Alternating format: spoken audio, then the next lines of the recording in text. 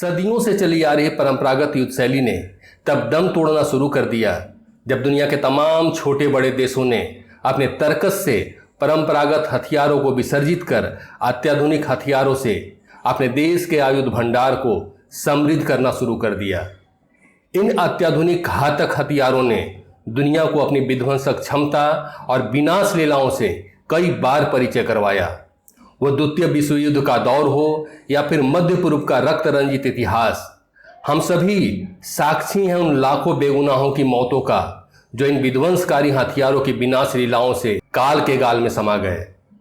इन मौतों ने हमारे मनुष्य से पशु होने की दूरी को धीरे धीरे ही सही लेकिन मिटाता जरूर जा रहा है।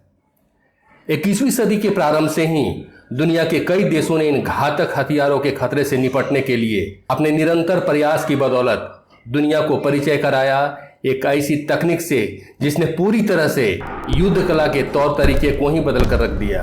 आपको ज्ञात होगा, पिछले दिनों हमास व अन्य आतंकवादी संगठनों ने अपने कट्टर दुश्मन इजराइल को सबक सिखाने की खातिर असंख्य रॉकेट दागकर इजराइल के समक्ष भारी चुनौती पेश करने की कोशिश करी थी। इजराइल ने भी चुटकियों में इन मिसाइलों को हवा में तबाह कर हमास व अन्य आतंकवादी संगठनों के मंसूबे पर पानी फेर दिया। इजराइल की सफलता ने रातों रात उसके मिसाइल डिफेंस सिस्टम यानी आयरन डोम को दुनिया के देशों के बीच चर्चा के केंद्र में लाकर डिफेंस को लेकर एक नई बहस को छेड़ दिया। और अब जब इस डिफेंस सिस्टम की चर्चा दुनिया कर ही रही है तो क्यों ना हम भी समझने की कोशिश करें क्या है आयरन डोम और कैसे काम करता है।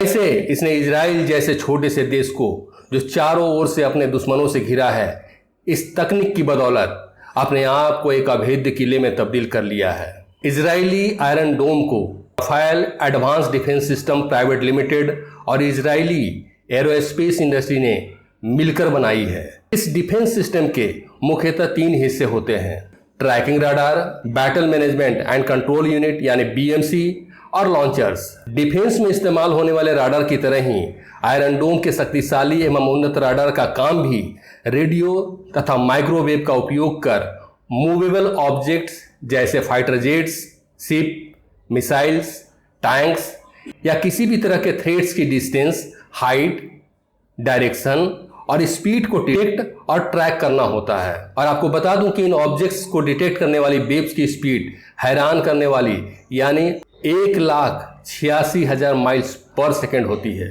अब हम आते हैं इस मिसाइल डिफेंस सिस्टम के battle management and control unit यानी BMC और लॉन्चर्स की ओर। BMC का काम राडार द्वारा भेजे गए इंफॉर्मेशन को प्रोसेस और एनालिसिस कर खतरे के डिटेल्स को लॉन्चर से शेयर करना और फिर लॉन्चर्स BMC से मिले डिटेल्स के आधार पर इंटरसेप्टर मिसाइल को रिलीज कर टारगेट को न्यूट्रलाइज कर देना। हर एक लॉन्चर्स 20 घातक इंटरसेप्टर मिसाइलों से लैस होता है। आपको जानकर हैरानी होगी कि मात्र एक सिंगल लॉन्चर द्वारा ही मध्यम आकार के शहर या फिर किसी स्ट्रेटेजिक इंस्टॉलेशन को सुरक्षित किया जा सकता है। हर मौसम में काम करने में सक्षम यह missile defence system protected area में आने वाले सिर्फ उन थ्रेट्स को ही अपना शिकार करता है जो प्रोटेक्टेड एरिया को नुकसान पहुंचाने वाले होते हैं।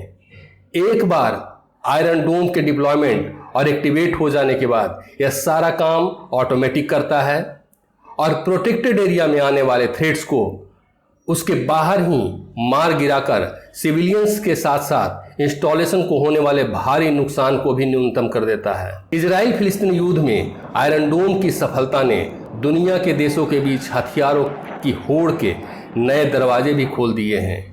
आने वाले वक्त में हमें और भी उन्नत मिसाइलें जो कि डिफेंस सिस्टम को चकमा देने वाले होंगे देखने को मिल सकते हैं।